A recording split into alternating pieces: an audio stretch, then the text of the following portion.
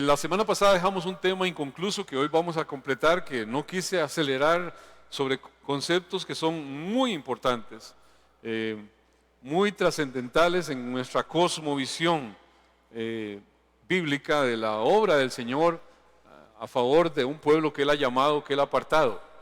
Y son esos conceptos que están allí metidos en lo que salvación y permanencia en el Señor tiene que ver. Y a veces la influencia religiosa hace ver como que yo soy el arquitecto de mi destino espiritual. Porque a veces hay corrientes humanistas que dicen, cada quien es arquitecto de su propio destino. Y algunos dicen, sí. Amados, si no fuese Jesucristo, usted y yo estamos out. No tenemos ninguna posibilidad. Cristo Jesús es el arquitecto por excelencia y el que definió un pueblo y apartó un pueblo y determinó qué hacer con un pueblo. Y yo tengo que entender que por gracia usted y yo en este tiempo, como leíamos ahorita en Primera de Pedro, nos enteramos de su plan maravilloso y nos sorprende su plan maravilloso. Y empezamos a tratar el tema, el que a mí viene, no le echo fuera. Ese fue el título, el que a mí viene, no le echo fuera.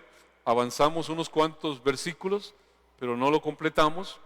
Y yo tengo que saber que la salvación y el permanecer en esa condición salva es una obra del Señor. Yo siempre lo he dicho una y otra vez.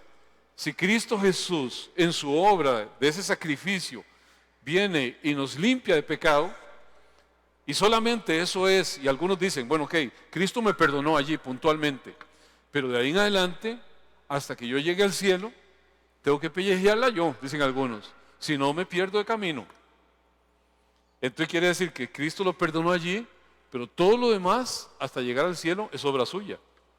No es obra de Cristo. Es su esfuerzo. Es su bien portarse. Amados, si así fuera, nos hubiera bastado cualquier animal, cualquier cordero que de pronto se entregaba por los pecados del pueblo y que tapaba el pecado. Hubiera sido lo mismo. Porque el pueblo que hacía, sacrificaba cada año, ¿por qué? Por la acumulación de pecado. Por ese pecado que quedaba ahí, que era perdonado, que era justificado, y el sacrificio era un animal que no tuviera defecto.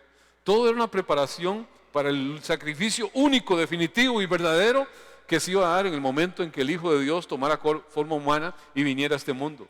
El Cordero encarnado de Dios, que vino y se entregó de una vez y para siempre.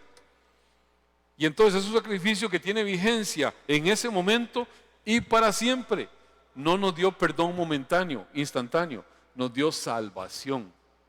Y eso es algo que de pronto nos causa un circuito mental. Y no entiendo. Él no me está dando un perdón para ver qué hago yo de aquí a que llegue al cielo. No, Él me está salvando en ese momento.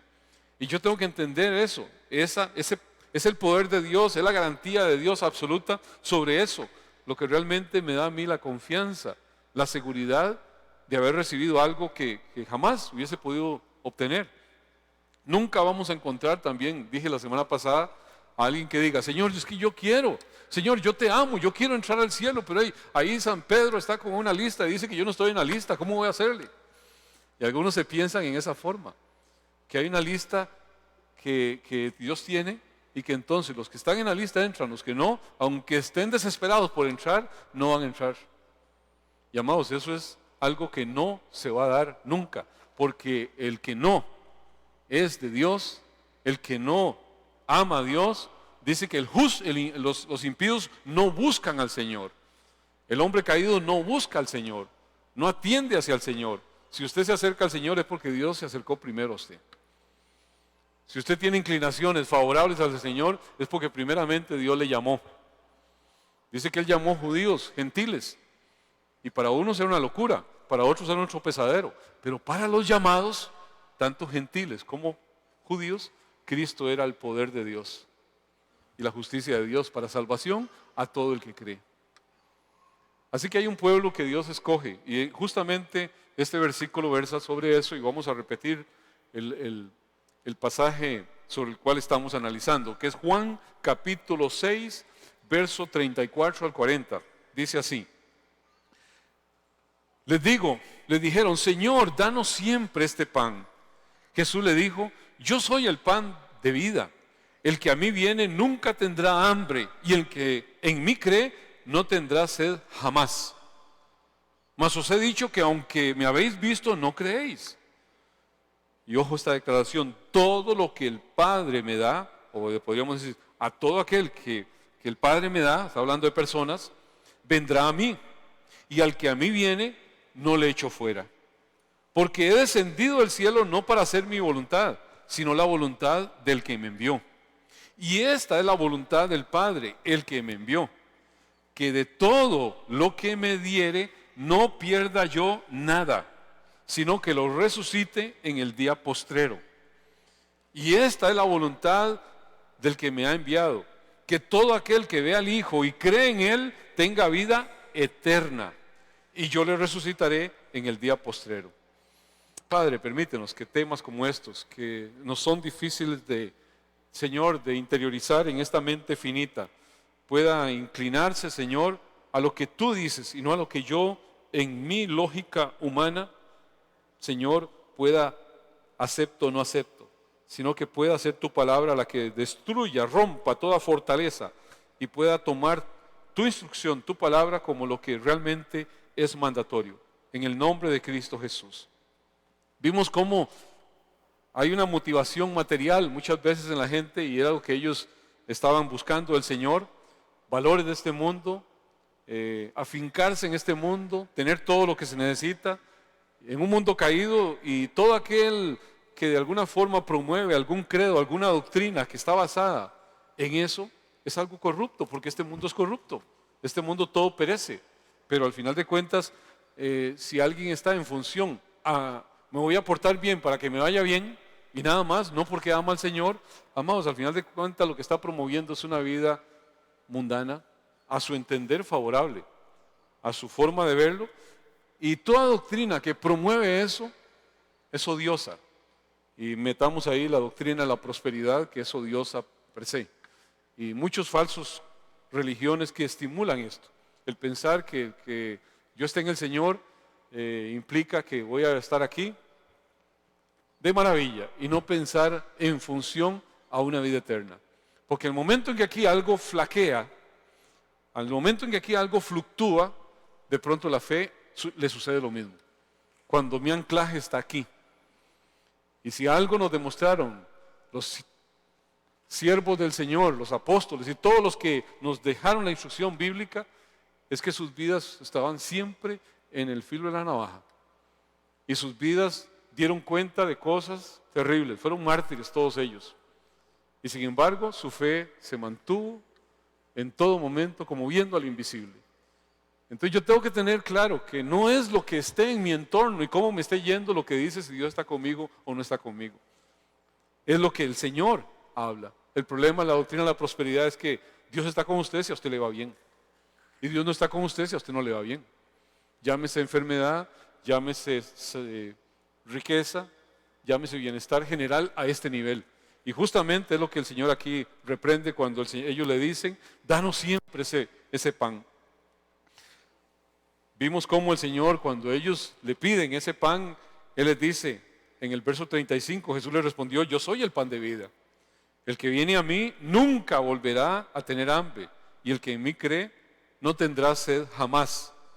Ahí realmente lo que hace es que nunca tendrá hambre y sed espiritual, o sea que va a recibir una perfecta, una completa saciedad espiritual y una paz en su alma que jamás la va a perder, que va a estar completamente confiado. Pero estos judíos no creyeron en ese momento porque tenían una inclinación superficial. Ellos estaban orgullosos de sus obras, de que lo que ellos hacían era lo que les daba todo el beneficio, de lo que ellos eran en sí como pueblo, era lo que les daba el beneficio, y no podían ver que en realidad era el favor y la gracia de Dios la que nos mantiene en el día a día. Y muchos hoy pueden estar en lo mismo, pensando en que son sus obras, de que son sus acciones las que les determinan beneficio. Y de pronto ven a otro que no tiene el mismo beneficio suyo para abajo, como si usted estuviera en una valía mayor que delante de Dios que esa persona. porque tiene un estatus social más alto. Y eso es una aberración completa. Eso no tiene nada que ver con la redención que es en Cristo Jesús. Entonces, cuando esa es la convicción, entonces se tienen convicciones meramente volátiles, superficiales, porque dependen de mi estabilidad a este nivel. Es lo que el Señor aquí está reprendiendo. Vimos también cómo en el versículo 36 dice: pero ustedes no han creído en mí, a pesar de que me han visto. Aunque les había visto, dice, no captaron la importancia de las señales, ni tampoco la intención de esa enseñanza. Y hoy estamos a veces en lo mismo. Gente buscando señales, una generación demandando señales, y casi que hay que oír esa expresión del Señor: la generación adúltera demanda señales, pero señales no les será dada, sino la señal del profeta Jonás.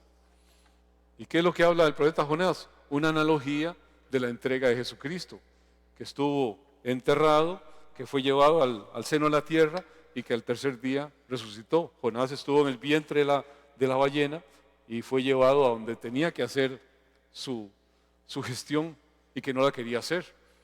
Y tenemos que entender que cada una de las acciones, llámese milagros que se llevaron a cabo, si es el milagro, por el milagro en sí, solamente estimula el apetito por más milagros. La gente que anda buscando algún tipo de cuestión de esa sensación va a andar detrás de eso, porque ellos no estaban al final dispuestos a creer que Él era el Señor, que Él era el Mesías. No estaban dispuestos a creer el Evangelio. Y eso es lo grave de todo esto. Ahí prácticamente empezamos. Después hablamos del versículo 37 y 38 que dice: sin embargo, los que el Padre me ha dado vendrán a mí. Una expresión extraordinaria. ¿Quiénes vienen al Señor? Los que el Padre le ha dado. Y jamás los rechazaré, que es lo que da parte al título que hemos puesto. Yo pues he descendido del cielo para hacer la voluntad de Dios, quien me envió, no para hacer mi propia voluntad. Una garantía extraordinaria, y lo vimos con varias palabras, de esa acción que Dios hace, que si usted y yo llegamos a Cristo es porque el Padre nos entregó en manos de su Hijo. Es porque el Padre así lo dispuso. ¿Qué es la evidencia de un creyente, diría yo, hoy en esta segunda parte de lo que vamos a hablar? Que tenga una teología ortodoxa muy firme, muy firme en su mente y que no fluctúe en esa teología rígida, o que su fruto diga: ama a Dios. Tenemos que irnos por el consejo bíblico. El consejo bíblico dice: por sus frutos los conoceréis. El Señor no se anda con mucha cosa en esto. A veces podemos pensar: es que es así, es acá, usted no, usted es acá. Y hacemos todo un debate. El que es de Cristo se distingue por su actuar. El que no es de Cristo, claramente sus obras lo evidencian. El buen árbol no da mal fruto y el árbol malo no puede dar buen fruto. Y entonces son cosas que usted tiene que al final de cuentas saber que son de lo que evidencia si alguien ha creído. Hay gente que dice: bueno, entonces yo ya creí, ya estoy en el Señor porque el Señor así lo quiso, alabado sea el Señor, no me voy a perder nunca, pues ahora vivo la vida como quiero. Va a evidenciar si usted es creyente o no es creyente. Su vida lo va a evidenciar. No hay que hacerle mucho número a eso. La vida misma de esa persona va a evidenciar si creyó o no creyó, porque por sus frutos los conoceréis, dice el Señor. Me encontré a alguien por ahí que decía que la pandemia congeló a los que ya estaban fríos y solo hizo más fervientes a los que ya de por sí eran fieles, que al final de cuentas no nos dividió, sino que lo que mostró fue la línea divisoria. Y hay algunos que no van a regresar nunca más, téngalo por seguro. Hay gente que ese tiempo más bien ha sido como un desconectarse para siempre. Se perdieron, se perdió la salvación. No, nunca fue salvo. O sea, tenemos que tener claro esas cosas. Ahora vamos a entrar en esos conceptos que son clarísimos en la palabra. Toda fe cristiana que tiene fundamento en que Dios es el soberano, al final de cuentas, en la salvación, es realmente una fe que tiene arraigo en la palabra. Pero todo sistema de teología que otorga la salvación en dependencia a la voluntad del hombre es un sistema errado. Es un sistema al final de cuentas que le está quitando a Dios la soberanía, el trono en determinar quiénes son los suyos y quiénes no son los suyos. Eso es contrario a la abundancia del consejo bíblico. Y en esto quiero ser muy claro en que no es un asunto de si calza con mi lógica o no calza con mi lógica. Es un asunto es evidente, es contundente, es firme la expresión bíblica o no lo es. Porque eso es lo que tiene que al final llevarnos a nosotros hacia una posición u otra en todo lo que con respecto a la salvación, con respecto al Señor tiene que ser. No es un asunto de que así sí lo engrano o así no lo engrano. Si yo no lo entiendo, no es la palabra la que está equivocada. Posiblemente sea yo el que esté equivocado. Yo tengo que ver qué es lo que es evidente en la palabra. Así que antes de continuar con los otros 2 versículos, voy a dar algunas palabras que dan fe de esta elección que Dios hace sobre su pueblo. Hay muchos sobrados versículos, pero por ejemplo Juan 6:44 dice así: ninguno puede venir a mí si el Padre que me envió no le trajere, y yo le resucitaré en el día postrero. Oiga usted, nadie viene a Cristo si no es que el Padre lo lleva a Cristo. Y Cristo mismo dice que Él lo va a resucitar en el día postrero. Este versículo tiene una gama de amplitud teológica extraordinaria y vamos a hablarlo ampliamente cuando lleguemos a ese versículo. Pero quiero traerlo a la cuenta porque hay otro muy parecido que es el versículo 65 de Juan 6 que dice: y dijo, por eso os he dicho que ninguno puede venir a mí si no le fuera dado del Padre. Dice el versículo 65, y dijo, por eso os he dicho que ninguno puede venir a mí si no le fuere dado del Padre. O sea, nadie puede venir a Cristo si el Padre no le permite eso, si el Padre no es el que lo lleva. Los hombres, las mujeres somos llamados, por supuesto, a creer y tendremos que rendir cuentas de nuestra incredulidad delante de Dios. Pero esta fe auténtica nunca será un asunto exclusivo de la decisión humana. Tenemos que entender que es lo que la palabra dice. Una vez ahí tenemos que entender que ante esa incredulidad Jesús viene y reitera que hay una soberanía divina, una soberanía de Dios que implica una salvación de un pueblo. Yo lo entiendo a veces y digo, sí, Dios escogió a Israel, pero ¿por qué me escogió a mí y no escogió al vecino? Y podemos estar pensando que hay injusticias en Dios y no, simplemente lo que Dios ha manifestado es su misericordia y su gracia. Esa soberanía es muy manifiesta a lo largo de toda la palabra y tenemos que tener certeza en lo que Dios dice. Vea, por ejemplo, un pasaje que habla de la soberanía de Dios en esa elección que Dios hace. Hechos 13:48. Hubo un momento donde Pablo y Bernabé están predicando a judíos y resulta que los judíos no quieren oír el mensaje, no aceptan el mensaje. Sencillamente no engranaba en ellos el mensaje y entonces Pablo y Bernabé dicen, bueno, como ustedes no quieren recibir esto, pues nos volvemos a los gentiles.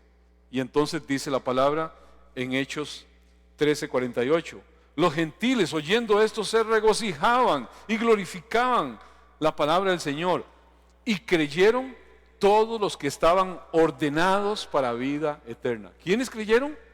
Los que estaban ordenados para vida eterna.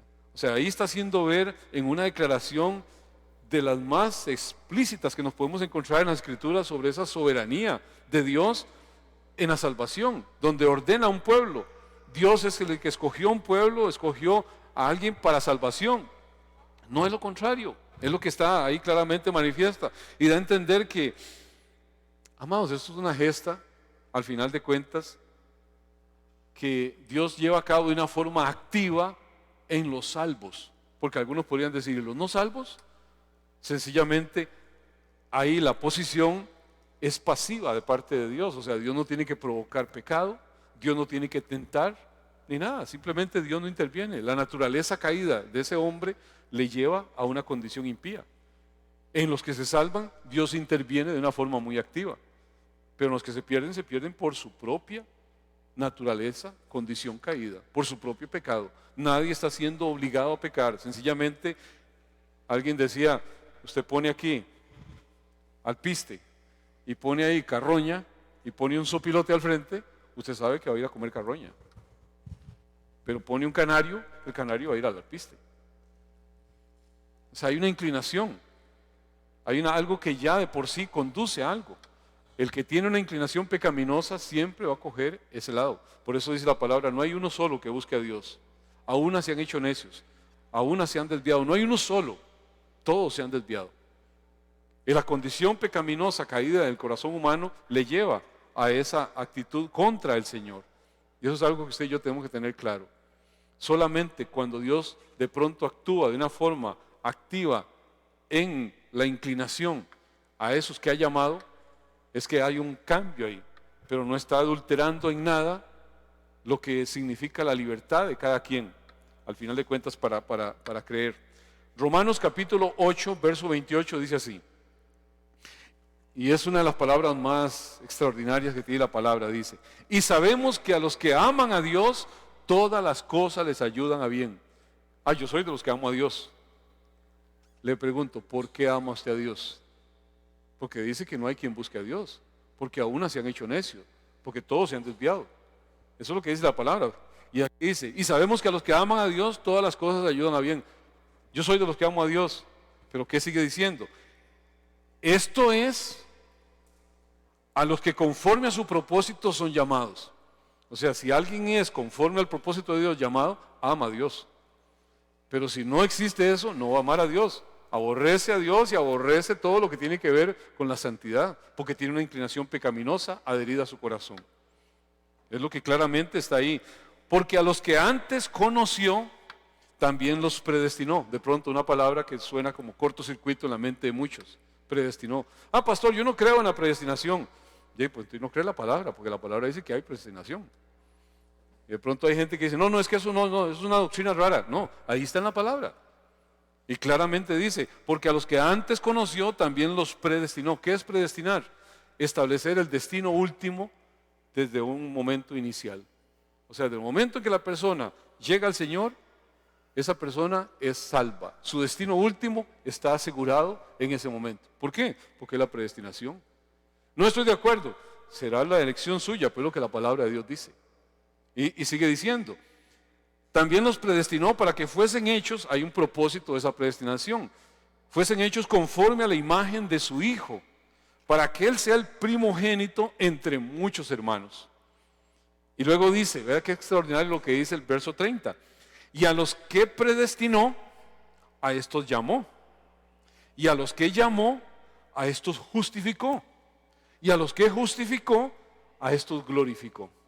O sea, lo que está viendo aquí es que en esa providencia de Dios, Dios orquesta todos los acontecimientos de la vida de una persona que incluyen sufrimientos, incluyen tentaciones, incluyen pecados, sin ser Dios causante de tentaciones ni causante de pecados, sencillamente lo deja en la libertad. ¿Con miras a qué? A un beneficio que tiene consecuencias temporales, pero consecuencias eternas. La meta de ese propósito, de esa predestinación de Dios en los suyos, ¿qué es? Ahí lo está diciendo, ser semejantes a Jesucristo. Este es el premio, el supremo llamamiento, que usted y yo nos parezcamos a Cristo Jesús.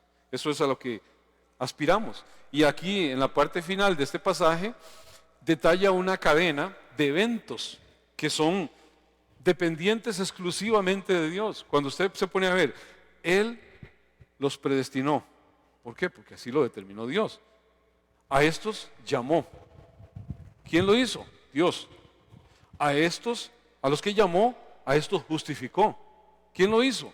Dios. Y a los que justificó, a estos glorificó. ¿Quién lo hizo? Dios. Entonces, cada uno de esos eventos da dado por justicia en realidad llamar a esa cadena la cadena de oro de la salvación. Porque cada uno de los elementos, la predestinación, el llamado, la justificación, la glorificación, no están en manos de hombres, están en manos de Dios. Entonces es Dios el que hace toda esa cadena con la cual usted y yo llegamos a Cristo. ¿Qué orgullo puede haber en alguien que se entiende en esa condición Ninguno. Si todo lo has recibido, ¿de qué te glorías? ¿De qué te jactas? ¿Qué puede haber como respuesta? Una absoluta adoración, alabanza, reconocimiento de la gracia de Dios. ¿Por qué? Por lo que Él hace, que yo no puedo dimensionar, pero la palabra es contundente. Y de pronto podemos decir, es que ahí, bueno, no sé, por un versículo, amados, si nos vamos a la palabra, abunda el consejo bíblico en torno a esto. Efesios capítulo 1, verso 4. Según nos escogió en Él antes de la fundación del mundo. Oiga, qué contundente palabra. Nos escogió en Él antes de la fundación del mundo, para que fuésemos santos y sin mancha delante de Él. O sea, hay un escogimiento que Dios hace antes de que el mundo fuera, antes de que existieran seres humanos. Y dice, ahí lo que está hablando es de una soberana voluntad de Dios antes de la creación del mundo. Y por tanto, es independiente. Si no existía ser humanos, es independiente de la influencia del ser humano. Es independiente de nada. Todo mérito humano también queda totalmente obviado, porque es Dios el que lo está haciendo. Así que aquellos que al final de cuenta alcanzan salvación, ¿de qué pueden jactarse? De nada. De darle gratitud, alabanza y adoración a Dios. ¿Cómo Dios determina eso? Amado, le preguntaremos cuando estemos allá. Pero lo que tenemos que entender es que la evidencia bíblica apunta a eso. Vea lo que dice 2 Tesalonicenses 2:13. Pero nosotros debemos dar siempre gracias a Dios respecto de vosotros, hermanos amados por el Señor, de que el Señor os haya escogido desde el principio para salvación, mediante la santificación por el Espíritu y la fe en la verdad. O sea, los creyentes son amados del Señor, escogidos para salvación desde una eternidad pasada. ¿Por qué? Antes de que este mundo fuera, en el que usted y yo estamos, antes de que fuera el ser humano, desde esa condición pasada, que podemos decir una eternidad pasada a la existencia actual, Dios determinó un pueblo. Dios escogió a los suyos. ¿Para quién? Para gloria suya, para honra suya, al final de cuentas. Lo que usted y yo siempre hemos escuchado y que siempre decimos, y todo el mundo lo cree y todo el mundo lo dice, es que por gracia somos salvos. ¿Cuántos lo creen? Bueno, ¿qué es gracia? Es regalo de Dios. Por gracia somos salvos. Por medio de la fe. Ve, yo soy una persona de fe. Y la Biblia dice, y eso no de vosotros, es un don de Dios. O sea, la fe con la cual somos salvos es un regalo de Dios. Ve lo que dice Efesios capítulo 2, verso 8. Dios los salvó, los salvó por su gracia cuando creyeron. Ustedes no tienen ningún mérito en eso. Es un regalo de Dios. Yo he visto gente peleándose con esto y revolcándose y diciendo, no estoy de acuerdo, es injusto. No, si usted quiere justicia, usted se va al infierno. Porque la justicia es que todos nos hemos desviado. Pero si usted quiere gracia y misericordia, se abre a lo que Dios hizo en su soberana voluntad de escoger a un pueblo, de llamar a un pueblo. ¿Por qué? Así le plació. ¿Quiénes son? Yo no lo sé. A mí me toca predicarle la palabra a tiempo y fuera de tiempo a un mundo perdido, a un mundo caído. Y yo sé que cuando ese mensaje llegue a los que son llamados, Dios vaya a hablar al corazón de esa persona y se va a volver al Señor. ¿Me toca a mí? No, le toca al Señor, la salvación es del Señor. Es algo extraordinario, es algo maravilloso en el cual usted y yo podemos tener un reposo. Y dice ahí, la salvación no es un premio por las cosas buenas que hayamos hecho. Así que ninguno de nosotros puede jactarse de ser salvo. ¿Quién puede decir, es que yo me lo debo? Dios en realidad me vio que yo conduzco bien. Es que mi abuela, mira qué buena persona. Por eso se merece la salvación. Amados, nadie se merece la salvación. Es tan preciosa que el Señor la regaló. Por eso es una gracia, es un regalo. Al final de cuentas se va a requerir que usted y yo creamos, que nos podamos inclinar, pero al final de cuentas es un don de Dios el que salva. Es una acción del único y soberano Dios. La gracia de Dios es algo que está preeminente en todo el aspecto de la salvación, de etapa a etapa. La incredulidad, por otro lado, de gente pecadora, que éramos todos, no va a entorpecer la obra de Dios. No va a bloquear o frustrar lo que Dios va a hacer de una forma en la cual va a acomodar cosas para que usted y yo podamos tener oídos para oír. La fe viene por el oír y el oír por la palabra de Dios. Dios habilita medios espirituales que son la predicación del Evangelio, que para algunos es una locura, para otros es un tropezadero, pero para los que creen es poder y justicia de Dios para salvación. Algunos dicen, no, si alguien hace un milagrazo extraordinario, ahí sí una persona se va a convertir. Amados, si se convirtió por el milagro y no por creer en Cristo, sencillamente es una fluctuante conversión. Mañana no tiene el milagro, mañana tiene una crisis y no puede salir de la crisis, ya no cree en Dios. ¿Estamos claros en eso? La palabra nos llama a entender lo que es realmente lo que Dios establece como medio de salvación y es la predicación del Evangelio. Por eso Pablo dice, no me avergüenzo del Evangelio porque es poder y justicia de Dios para salvación. Así que se puede tener una certeza por la unidad que hay entre el Padre y el Hijo, en que el Hijo nunca nos va a rechazar a los que el Padre ha puesto ahí en su mano. Juan 17:4 dice, yo te he glorificado en la tierra, he acabado la obra que me diste que hiciese, dice el Señor. Así que el cumplimiento por parte del Hijo de la voluntad del Padre viene a ser una garantía en la salvación de todos y cada uno de aquellos que el Padre ha elegido, que ha entregado al Hijo, y nos da una seguridad eterna al final de cuentas. Hay un pueblo elegido que sin duda, según lo que podemos ver en la palabra, será salvo por gracia, no por obras. Porque así lo determinó el Señor. En los incrédulos, incluidos los judíos, en ese momento, habían puesto en tela de juicio todo lo que era la autoridad de Jesús para decir esto. Y con eso, al final de cuentas, estaban ¿qué?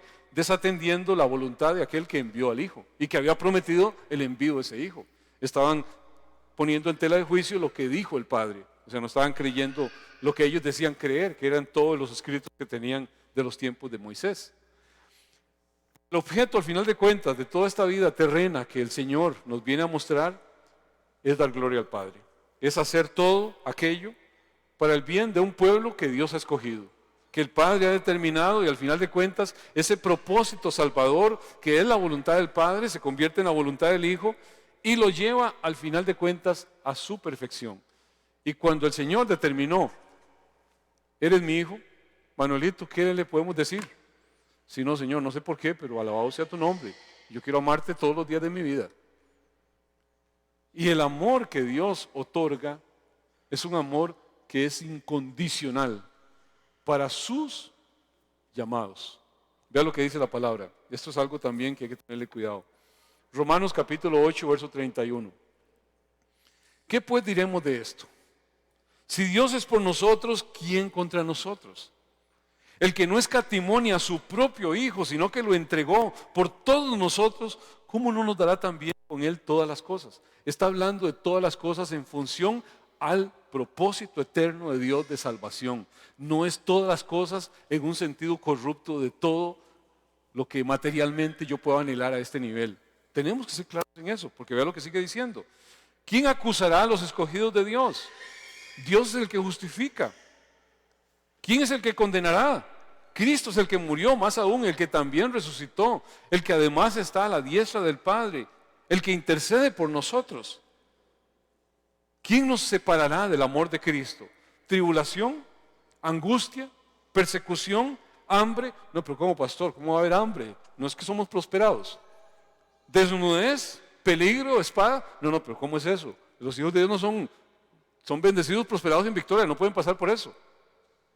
Ahí está presente claramente que va a haber aflicciones, va a haber hambre, va a haber diferentes cosas que no dicen Dios ya no me ama. ¿Qué nos va a separar del amor? Esa situación momentánea en la cual usted está viviendo una situación que tal vez no se la desea a nadie, una enfermedad difícil, una condición económica difícil, lo que sea. Eso no dice que Dios no me ama, porque dice que ¿qué nos va a separar? ¿Acaso eso lo va a separar? El que tiene fe en Jesucristo sabe en quién ha confiado. Y no va a fluctuar a pesar de que pase por pruebas. Ahora que estaban leyendo Job, Soyle me decía, qué increíble, es que ver a Job que pierde, no uno, pierde 10 hijos de un pollazo. Pierde todo de un solo. Y de él sale de pronto decir, el Señor dio el Señor quitó, sea el nombre de Dios bendito. Dios mío, ¿quién puede permitir que algo así? Es que Job era increíble. No, el Dios que tenía Job era increíble, que le ponía esa perfecta, completa, absoluta veracidad en su corazón del Dios en el cual había creído. Y él al final dice, Señor, yo de oídas te había oído, pero ahora te veo, cuando ve todo restaurado de nuevo. Usted y yo tenemos que entender que ahí sigue diciendo, en el verso 38 dice, por lo cual estoy seguro de que ni la muerte, ni la vida, ni ángeles, ni principados, ni potestades, ni lo presente, ni lo porvenir, ni lo alto, ni lo profundo, ni ninguna cosa creada nos podrá separar del amor de Dios que está en Cristo Jesús nuestro Señor. ¡Qué maravilloso! ¿Habrá algo que nos pueda separar del amor de Dios? Nada. Aquí, cuando se habla de ese amor, amados, no está hablando del amor benevolente, el amor bondadoso que Dios tiene para su creación. Dios hace llover sobre buenos y malos. Ese no es el amor que está aquí hablando claramente la palabra. Aquí está hablando de un amor que trasciende ese amor. Aquí está hablando del amor de aquel que dijo en el momento en que tienen aquella visión cuando es bautizado Jesucristo, se abre el cielo. ¿Ustedes se acuerdan qué dijo el cielo? A los que estuvieron ahí escuchando, este es mi Hijo amado, en el cual tengo complacencia. Ese amor complaciente de Dios está sobre su Hijo y para los que son entregados por Él en su Hijo. Es un amor que trasciende todo ese amor benevolente que Dios puede tener con la creación. Porque a veces de pronto decimos, no, es que Dios ama a todos. Dios ama a todos por igual. No es así. Y eso hay que tenerlo claro. Y a alguna gente se le revuelca mucho esa cosa. Pero Dios no aborrece, vamos a decir, en forma abstracta al pecado. Porque algunos dicen que Dios aborrece al pecado, pero ama al pecador. La Biblia no dice eso. Esa expresión es una expresión que se sacó de una conversación que una vez estableció este pensador hindú, Gandhi, que hizo ver esa expresión, pero no es bíblica en ningún lado. Y algunos dicen, Dios ama al pecador, pero aborrece al pecado. Por supuesto que nos ama a nosotros, que hemos sido pecadores. Pero aparte de ser pecadores, somos gente que si usted está en Cristo, usted es una persona que Dios ha llamado, ha escogido, y por usted tiene un amor complaciente, que no es lo que tiene sobre aquel que no está en esa condición. Vea lo que dice la palabra en el Salmo 5:5. Por lo tanto, los orgullosos no pueden estar en tu presencia, porque aborreces a todo el que hace lo malo. O sea, Dios no aborrece el pecado, ahí aborrece al que hace el pecado. ¿Estamos claros? Bueno, no es el tema, pero para que entendamos, tenemos que entender que hay condiciones que a veces tenemos ahí como un chip metido, que nos han dicho, pero no es bíblico.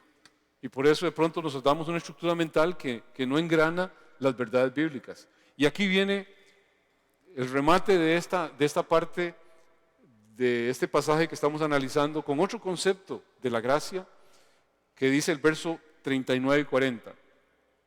Y la voluntad de Dios es que yo no pierda ni a uno solo de todos los que Él me dio, sino que los resucite en el día final. ¿Quién está diciendo eso? Jesucristo. La voluntad de mi Padre es que yo no pierda ni a uno solo de los que Él me dio, y yo los resucite en el día final. Pues la voluntad de mi Padre es que todos los que vean al Hijo, decía Él, y creen en Él, tengan vida eterna. No perdón momentáneo de pecado, no, vida eterna. Y yo le resucitaré en el día final. Está hablando de un acontecimiento completo, no una cuestión parcial. El logro redentor del Hijo, esa regeneración que el Espíritu Santo hace en el corazón del que cree, son completamente efectivos para asegurar al final de cuentas la salvación de ¿quién? De aquellos que el Padre le ha dado al Hijo. Es lo que está diciendo. Y ha sido conocido en algunos grupos teológicos como la perseverancia de los santos. Algunos dicen, salvos siempre salvos, y haga lo que quiera, pórtese como quiera, que salvos siempre salvos. Eso es una aberración, eso es antibíblico, eso no es el concepto de la perseverancia de los santos. La perseverancia de los santos habla de un pueblo que por ser salvo, sus frutos manifiestan esa salvación en sus vidas. No habla de una persona irreverente que se conduce como le da la gana porque de por sí Dios lo salvó. No ha entendido quién es Dios. No ha entendido la salvación. No vive la salvación. Y si alguien dice, ese creyó, dijo la oración y se fue al infierno, posiblemente porque al final se desvió. Amados, si se desvió es que nunca conoció. Y eso tengo que tenerlo claro, y no se lo digo nada más por aspectos meramente de mi opinión. Veamos lo que dice la palabra. Tenemos que ver que la bendición de esa seguridad eterna, de esa perseverancia, de esa preservación de los creyentes, no separa en ningún momento esa fe y ese arrepentimiento que tiene que haber en mí, de forma personal. Siempre va a haber una tensión en esto. ¿A dónde llega mi responsabilidad y a dónde llega la soberanía de Dios? Yo no puedo decir, es aquí, pero Dios sí sabe perfectamente, porque Dios conoce nuestros corazones. Dios conoce las inclinaciones de nuestro corazón. Así que el cielo va a ser para todo aquel que cree en su corazón. Hay gente que dice, yo creo, pero olvídese, su corazón dice todo lo contrario. Simplemente es un cálculo externo, nada que ver con una intimidad con el Señor. Llegan y dicen, Señor, en tu nombre echamos fuera demonios, en tu nombre. Nunca os conocí, apartados de mí, hacedor de maldad. O sea, su fruto era hacedor de maldad. Nunca conoció a Dios. Nunca lo vio. Su evidencia era que no era del Señor. Pero yo estuve, yo dije, yo di la oración. Amados, en ningún lado dice que si usted haga esto y ya. La palabra dice, el que confesare con sus labios y cree en su corazón, ¿quién determina si creyó en su corazón? ¿Quién lo puede ver? Si es solo Dios el que ve el corazón. ¿Estamos claros en eso? Entonces, tenemos que entender que todo aquí comienza al creer. Y eso, cuando usted cree, nada lo interrumpe. Es lo que la palabra asegura. La palabra dice en Mateo 25:46 que algunos irán al castigo eterno y los justos a la vida eterna. Hay algo que está claro. Hay condenación y hay salvación. O sea, la palabra lo define claramente. Juan capítulo 10, verso 27. Vea qué palabra. Dice, mis ovejas oyen mi voz y yo las conozco y me siguen. Primero hay un concepto ahí. ¿Somos oveja? Es como decir, el Señor es mi Padre. ¿Es realmente? ¿Soy su hijo? Mis ovejas oyen mi voz, yo las conozco y me siguen. Y yo les doy vida eterna y no perecerán jamás, ni nadie las arrebatará de mi mano. Mi Padre que me las dio es mayor que todos y nadie las puede arrebatar de la mano de mi Padre. Yo y mi Padre uno somos. Qué maravillosa expresión. ¿Qué es lo que está diciendo? La seguridad de esas ovejas del Señor está fundamentada ¿en quién? En su pastor. En su pastor. Si usted ve que el lobo se comió una oveja, ¿de quién es la culpa? ¿Del lobo? Bueno, sí, perverso lobo. Pero el pastor que no cuidó la oveja, no le echa la culpa a la oveja. El pastor tenía que cuidar la oveja. ¿Usted cree que nuestro pastor es descuidado? ¿Que nuestro pastor pueda ser impotente? ¿Que nuestro pastor esté limitado? Absolutamente no. Él es el Dios que hizo los cielos y la tierra. Y entonces ahí claramente está haciendo ver que fundamenta esa expresión en Él como el pastor que tiene poder, ¿para qué? Para proteger al rebaño. Que tiene poder contra ladrones, contra asaltadores, contra lobos, que no podrán hacerles daño. Y ahí claramente en el versículo 29, mi Padre que me las dio es mayor que todos y nadie puede arrebatar algo de la mano de mi Padre. Si eso no es así, Dios no es Dios. Dios es el omnipotente Dios que hizo los cielos y la tierra. Y si alguien puede hacer algo contrario a lo que haya determinado Dios, amados, apague y vámonos. Eso no es así. Claramente Dios está diciendo, el Señor está diciendo ahí, la clara lección que ofrece Dios, el Padre está al frente de la seguridad de sus ovejas, porque nadie las puede arrebatar algo de las manos de Dios. Él tiene el control sobre todas las cosas.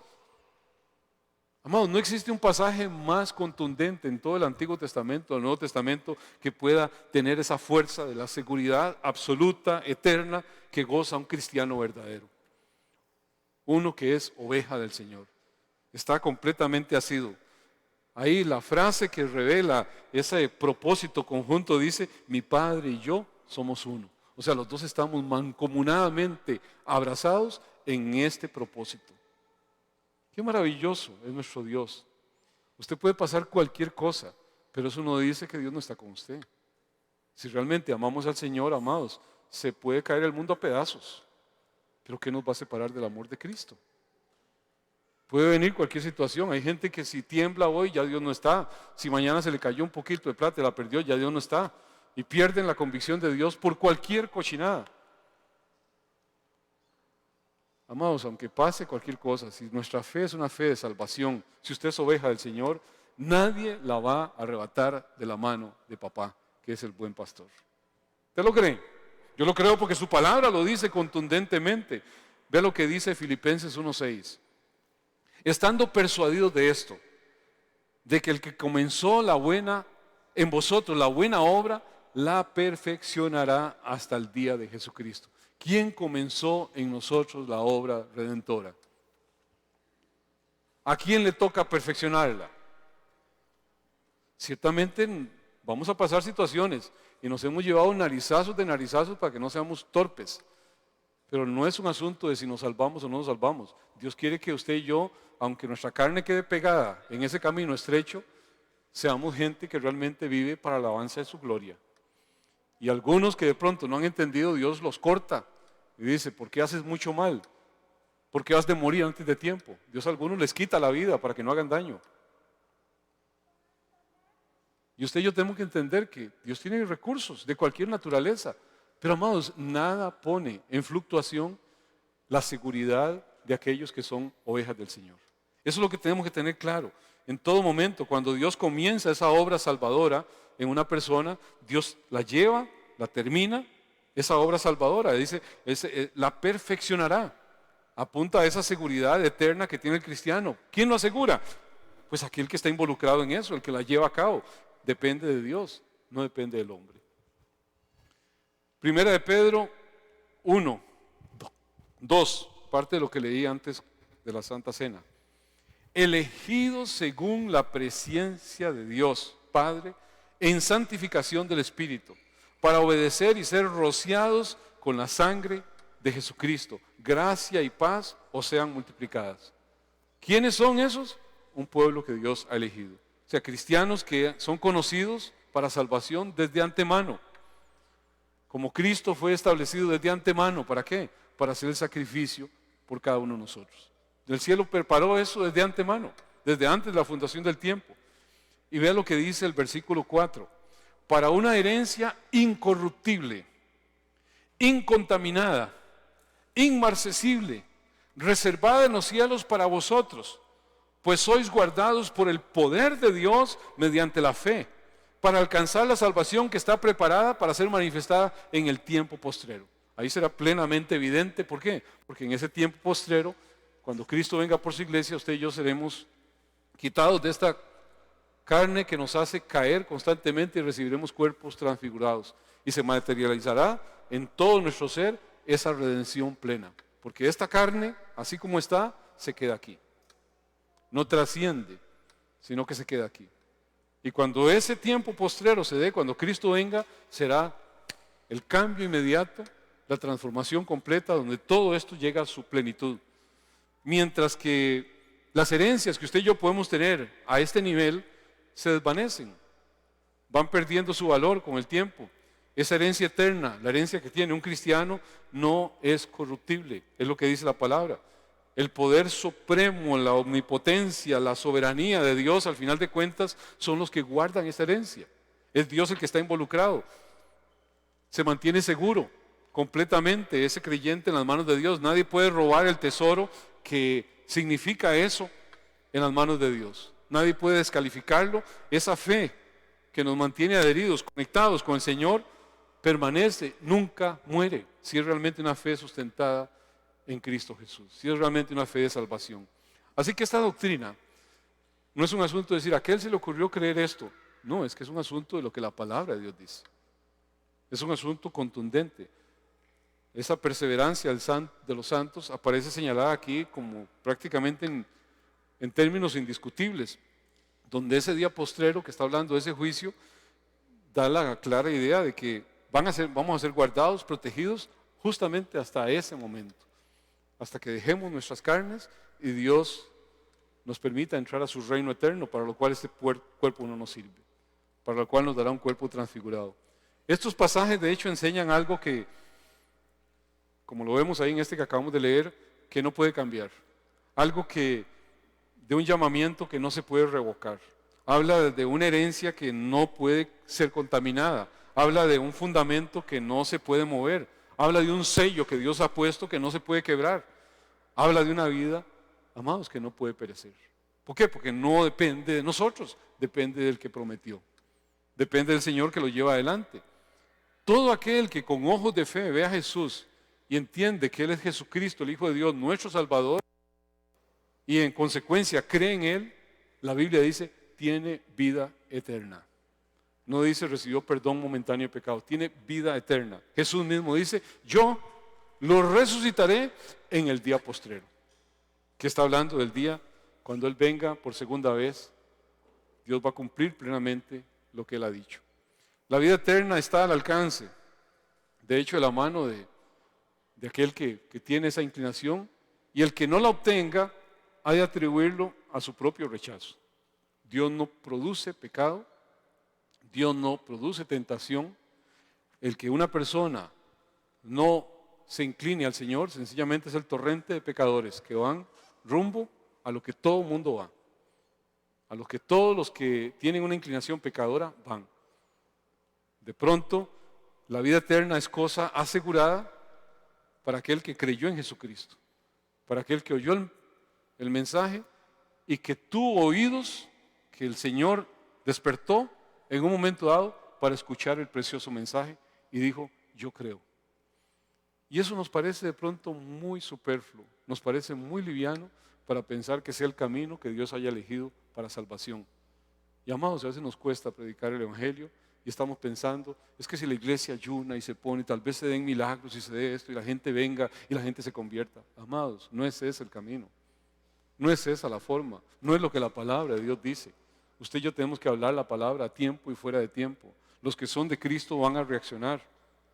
Hay mucha gente que con su boca no se atreve a contradecir abiertamente la doctrina de Cristo, pero al final de cuentas, en lo íntimo de sus corazones están diciendo, no creo. En lo íntimo de sus corazones dicen, no me gusta seguirlo, no quiero servirlo. En lo íntimo de sus corazones, al final de cuentas, tienen un amor diferente. Cristo no es su principal amor. Y yo no puedo saber eso. ¿Quién lo puede ver? Solo Dios, que va a decir, apartados de mí, hacedor de maldad, nunca os conocí. Solo cada uno de los que creen en el Señor en su corazón tienen esa convicción de si realmente el Señor es su Señor. Dice que el Espíritu Santo a nuestro espíritu da la convicción de ser hechos hijos de Dios. Eso está en prerrogativa de Dios y en la intimidad que Dios tiene con cada uno de nosotros, con cada uno de sus hijos. La salvación es en primera línea un asunto de relación personal. No es un asunto de un credo, no es un asunto de una teología ortodoxa y esa gente cree eso, son unos insensibles, pero creen eso y no viven el fire, no viven. Amados, yo he visto gente viviendo el fire. Un día me puse a ver unos videos viejos y Dios mío, vi un montón de gente pegando brincos, haciendo un montón de cosas. Digo, Dios mío, ¿dónde están? No están, andan totalmente, se perdieron su salvación, nunca la tuvieron. ¿Por qué? Porque desgraciadamente, bueno, yo espero que en algún momento escuchen el Evangelio y se puedan volver a eso. Pero usted y yo tenemos que tener esa comisión permanente, predicar a tiempo y fuera de tiempo. El énfasis siempre debe estar en el objeto de nuestra fe, en el objeto de nuestro amor, y ese tiene un nombre y se llama Jesucristo, el Hijo de Dios. Él es en el cual usted y yo tenemos, al final de cuentas, toda nuestra convicción. No se trata de que hoy sentí, mañana no sentí, hoy tuve un escalofrío, no. Creer realmente que Jesucristo, el Hijo de Dios, dio su vida por usted, pecador, y que usted se iría al infierno de no ser así, y tiene arrepentimiento de sus pecados y se quiere volver a Cristo con todo su corazón.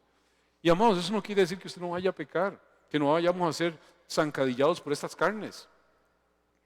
Pero hay un repudio inmediato Hay un aborrecimiento inmediato a todas esas cosas que de pronto nos vemos tentados y caemos. Y todos los días son una de las misericordias del Señor. Y todos los días tenemos que ir delante del Señor a pedir perdón por pensamientos, por cosas que de pronto nos surcan.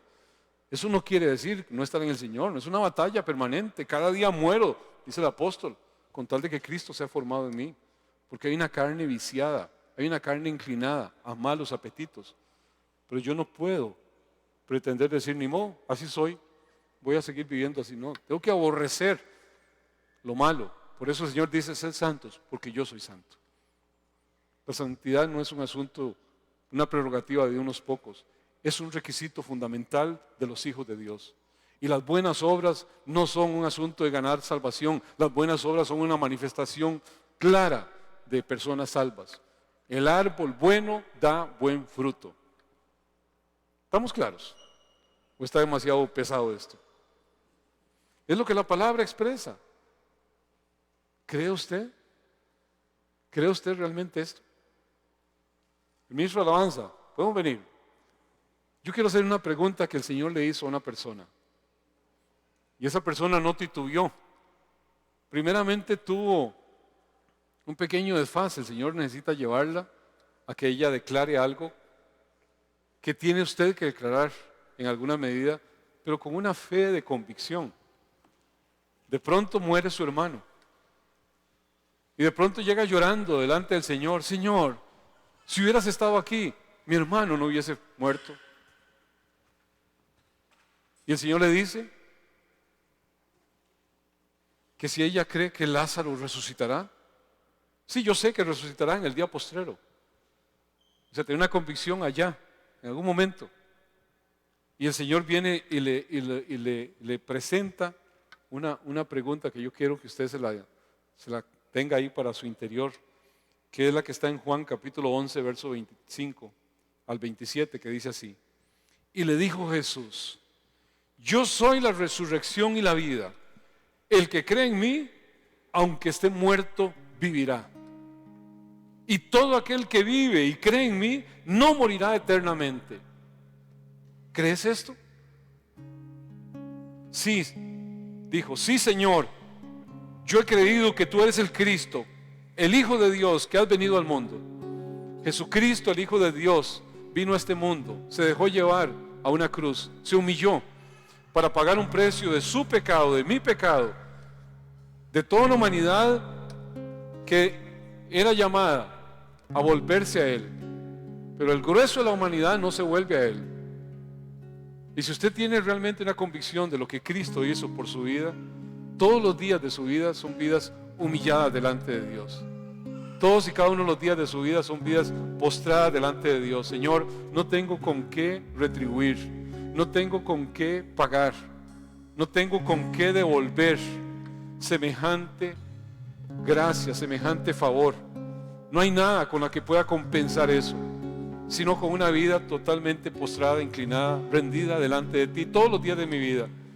Sé que nada me va a apartar de tu amor. Hambre, desnudez, situaciones que pueda vivir, nada. En todo estoy seguro en Cristo Jesús. Te amo porque me has amado primero y quiero manifestarlo cada día en mi vida. ¿Se lo cree? Podemos adorar al Señor con esa convicción. Oh bendito Dios, ¿cómo poder? ¿Cómo puede ser que el bueno y justo se hizo hombre y fuera a morir por el más vil pecador, como siendo yo su enemigo, el sufrimiento en mi lugar tomó en aquella cruz y cargó mi maldad sobre él. Su rectitud por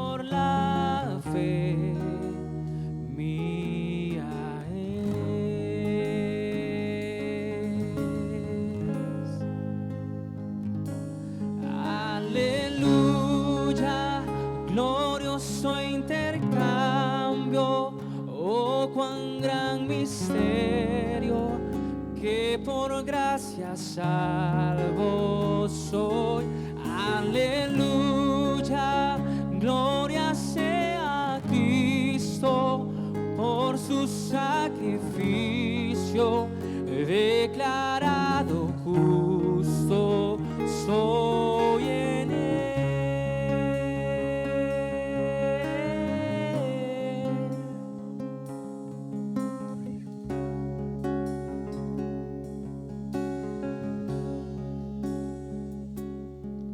¿Cómo es posible que en Jesús, como a su Hijo, Él me recibió?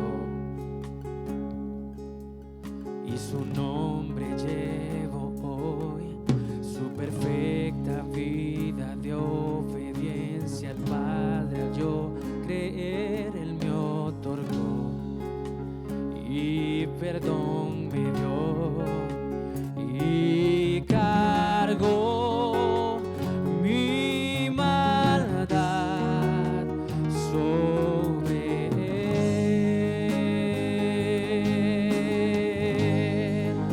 Su rectitud por la fe mía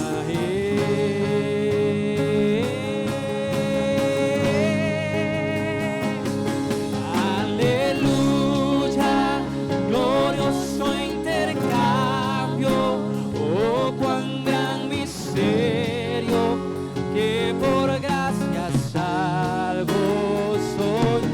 Aleluya, gloria sea a Cristo, por su sacrificio declarado justo soy. Aleluya, glorioso intercambio, oh cuán gran misterio, que por gracia salvo soy.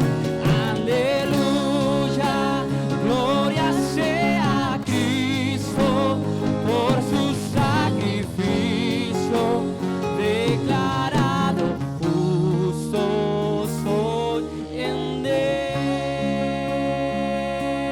Oh, oh, oh, declarado justo soy en él. Precioso intercambio, Señor, el que tú has hecho. Entendemos, Señor, que no hay mérito alguno en nosotros, Señor, sino que es una gesta absoluta de tu gracia, de tu favor, de tu misericordia, Señor.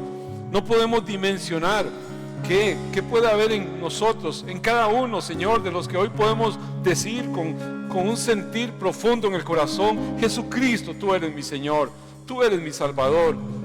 Señor, todos y cada uno de los días de nuestra vida queremos ser realmente ese pueblo, Señor, que vive para la alabanza de tu gloria, que ya no vive para sí, que ya se entiende pertenencia del Dios del cielo, que le pagó a un carísimo precio. Entendemos, Señor, que ahora todo gira en torno a ese propósito, todo gira en torno a ti, Señor, no a nosotros. Toda la gloria es tuya, Señor. Padre, perdónanos cuando hemos estado debatiéndonos, Señor, por simples situaciones de este nivel, que tal vez no han sucedido como hubiésemos pensado, Señor, y que de pronto pensamos que, Señor, no nos amabas, que no estabas de nuestro lado, que algo de la obra de redención no se había completado por tener una falsa doctrina, Señor, que no es la que emana de tu palabra. Sabemos que nada nos va a separar de tu amor, Señor, ninguna situación. Queremos vivir cada uno de los días, Señor, como viendo al invisible, amándote cada día, bajo ese propósito, Señor, del premio, del supremo llamamiento. Señor, que tú seas formado, que sea tu imagen, Señor, la que marque todo el modelo, Señor, en que hemos de encajar, parecernos a ti, Señor, y que el mundo pueda dar gloria a tu santo y bendito nombre. Por tu precioso intercambio, Señor, sabemos que es a lo que has llamado a tu iglesia. Y a eso, Señor, solo podemos decir: henos aquí, Señor. Nos inclinamos, nos postramos, nos rendimos a ti. Que por gracia salvo soy. Aleluya, gloria sea a Cristo por su sacrificio, declarado justo soy. Aleluya, glorioso intercambio, oh cuán gran misterio, que por gracia salvo soy. Aleluya, gloria sea a Cristo por su sacrificio, declarado justo soy en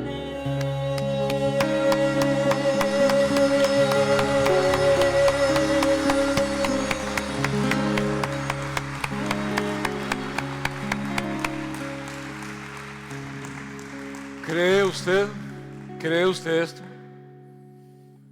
¿Cree eso que la palabra nos hace ver? La palabra dice que si usted cree, el Señor no lo echa fuera. Si usted cree, está seguro, firmemente asido de aquel que por gracia sencillamente le llamó y dijo: mi hijo, mi hijo, mi hija, eres tú. Yo te escogí. Nadie le metió Dios con hueco al Señor. Dios sabía perfectamente y Él mira el corazón de cada uno de sus hijos. Así que hay cosas que hay que dejar botadas, por supuesto, y eso duele la carne, por supuesto. Pero todo lo que hagamos, hagámoslo de corazón para el Señor, para que Él reciba la gloria, para que Él reciba la honra, para que nadie hable mal de lo que es el Señor por conductas viciadas del hombre viejo que arrastramos todavía. Así que seamos santos porque Él es santo. Amén. Gracias, muchachos, excelente cántico ese, muy lindo, muy apropiado. Bueno, ¿qué puede uno decir ante esto, amados? Señor, ¿en qué hay que servir? Con todo, con cada una de las cosas que nos ha puesto a nuestra mano. A veces pensamos que es que gira en torno a nosotros, no, gira en torno al Señor. Todo lo hemos recibido de gracia y tenemos que vivirlo con esa convicción. Así que, amados, que Dios bendiga cada uno de los momentos de citas divinas que Dios le permita tener para predicar a Cristo. Últimamente se han dado situaciones interesantes donde de pronto alguien, Dios le ayuda y entonces de pronto alguien está en una situación parecida y viene y recomienda a la iglesia, nos recomienda a nosotros, le predicamos a Cristo, realmente en esta forma, en este entendimiento, y deja tan maravillada a esa persona que de pronto lleva a otro, y ya hemos tenido que estar recibiendo gente que de pronto dice: yo no sabía esto así. Es que es lo que dice la palabra. Y estamos acostumbrados a una meritocracia extraña que no es de la palabra. El que es llamado pueblo de Dios será atraído por Él a Cristo. Usted y yo en esto no tenemos más que simplemente ser obedientes. Amén. Bueno, quiero orar por las personas que están en alguna necesidad. De hecho, hay varios que están ahí en ese proceso del Señor, batallando con alguna enfermedad. Y gloria a Dios porque vemos respaldo del Señor y actuaciones del Señor maravillosas, pero siempre tomamos este tiempo para orar por esas necesidades. Si usted tiene alguna, presentémosla en esta hora. Que Dios se glorifique. Yo creo firmemente que la oración del justo puede mucho. Así que seguimos orando también por todo lo que significa el traslado de nuestra familia misionera a México, a Oaxaca, que Dios está sumando ahí a través de diferentes personas. Que Dios acabe de completar ese sustento, esa manutención que van a tener ellos necesidad ya, y también el traslado que han de ser objeto para allá. Así que presentemos esto delante del Señor. Padre, gracias damos, Señor, por tu favor, por tu misericordia, por tu gracia. Señor, las necesidades que mis hermanos aquí presentes puedan tener, ¿quién sino tú las conoces?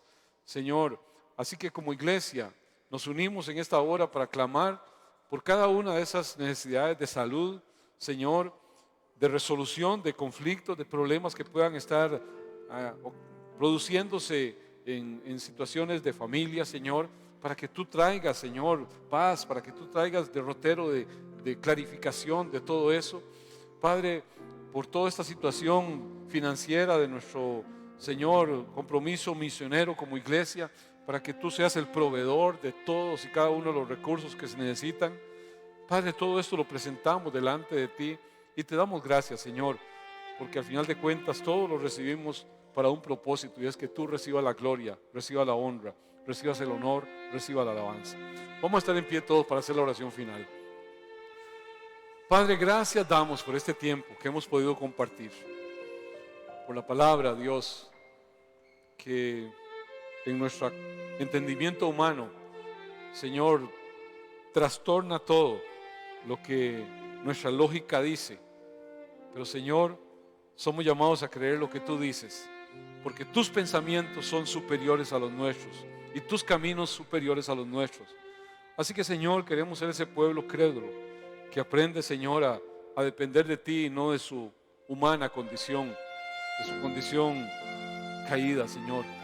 Ayúdanos, Señor, a derribar fortalezas que nos impiden disfrutar a plenitud la gracia maravillosa de aquel que escogió un pueblo, llamó un pueblo y que ha dicho: mi hijo eres tú, mi hija eres tú, yo te escogí.